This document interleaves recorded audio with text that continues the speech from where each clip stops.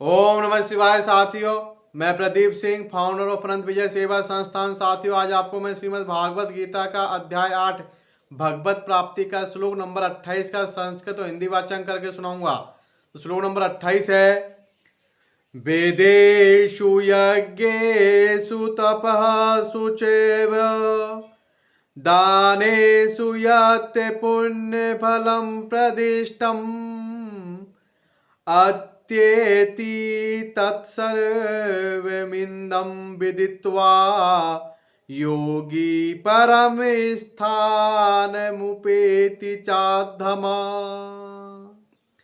इसका हिंदी अनुवाद है, भगवान श्री कृष्ण अर्जुन से कहते हैं, हे अर्जुन, जो व्यक्ति भक्ति मार्ग स्वीकार करता है वह वेदाध्ययन, तपस्या, दान, दार्शनिक तथा सकाम कर्म करने से प्राप्त होने वाले फलों से वंचित नहीं होता। वह मात्र भक्ति संपन्न करके इन समस्त फलों की प्राप्ति करता है और अंत में परम नित्य धाम को प्राप्त होता है। तात्पर्य है, यह श्लोक 7वें तथा 8वें अध्यायों का उपसंहार है, जिनमें कृष्ण भावनामृत तथा भक्ति का विशेष वर्णन है। मनुष्य को अपने गुरु के निर्देशन में वेदाध्ययन करना होता है, उन्हीं के आश्रम में रहते हुए तपस्या करनी होती है।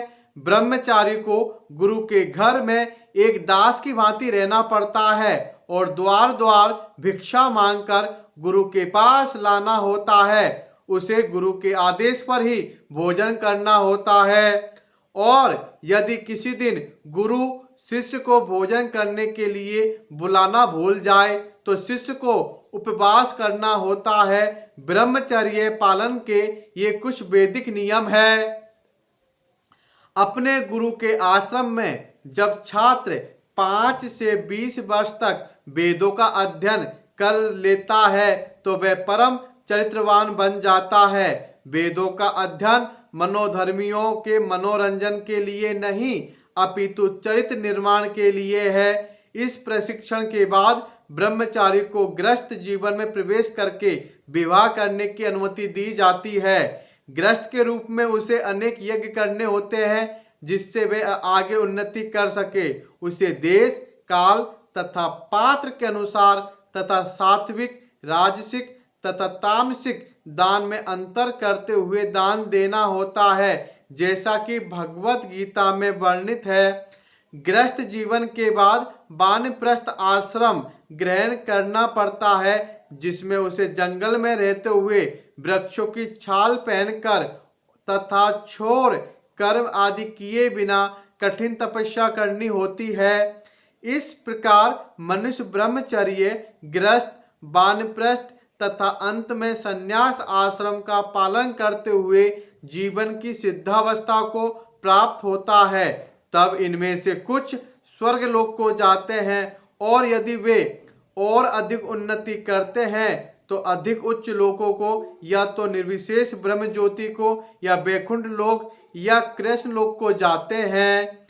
वैदिक ग्रंथों में इसी मार्ग की रूपरेखा प्राप्त होती है, किंतु कृष्ण भावनामृत की विशेषता यह है कि मनुष्य एक ही झटके में भक्ति करने के कारण मनुष्य जीवन के विभिन्न आश्रमों के अनुष्ठानों को पार कर जाता है। इदम विदित्वा शब्द सूचित करते हैं कि मनुष्य को भगवत गीता के इस अध्याय में तथा 7वें अध्याय में दिए हुए कृष्ण के उपदेशों को समझना चाहिए। उसे विद्वता या मनोधर्म में धर्म से इन दोनों अध्यायों को समझने का प्रयास नहीं करना चाहिए, अपितु भक्तों की संगति से श्रवण करके समझना चाहिए।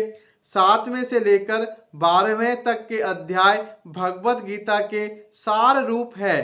प्रथम 6 अध्याय तथा अंतिम 6 अध्याय इन मध्यवर्ती 6 अध्यायों के लिए आवरण मात्र है, जिनकी सुरक्षा भगवान करते हैं। यदि कोई गीता के इन 6 अध्यायों को भक्त की संगति में भली भांति समझ लेता है तो उसका जीवन समस्त तपस्याओं, यज्ञों, दानों, चिंतनों को पार करके महिमा मंडित हो उठेगा, क्योंकि केवल कृष्ण भावनामृत के द्वारा उसे इतने कर्मों का फल प्राप्त हो जाता है।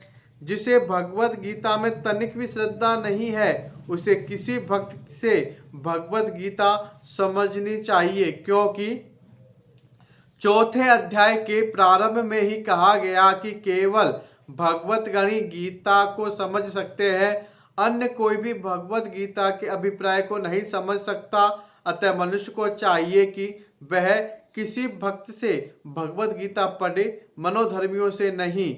यह श्रद्धा का सूचक है। जब भक्त की खोज हो जाती है और अंततः भक्त की संगति प्राप्त हो जाती है, उसी क्षण से भगवत गीता का वास्तविक अध्ययन तथा उसका ज्ञान प्राप्त हो जाता है।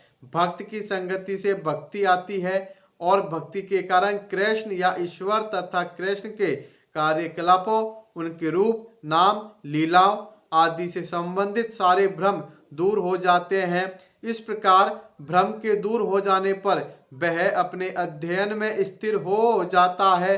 तब उसे भगवत गीता के अध्ययन में रस आने लगता है और कृष्ण भावना भावित होने की अनुभूति होने लगती है।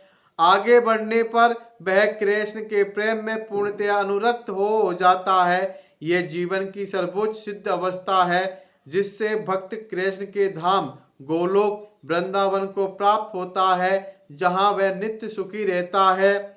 इस प्रकार श्रीमद् भगवत गीता के 8वें अध्याय भगवत प्राप्ति का भक्ति वेदांत तात्पर्य पूर्ण हुआ।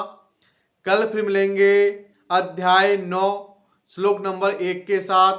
ओम नमः शिवाय साथियों, धन्यवाद।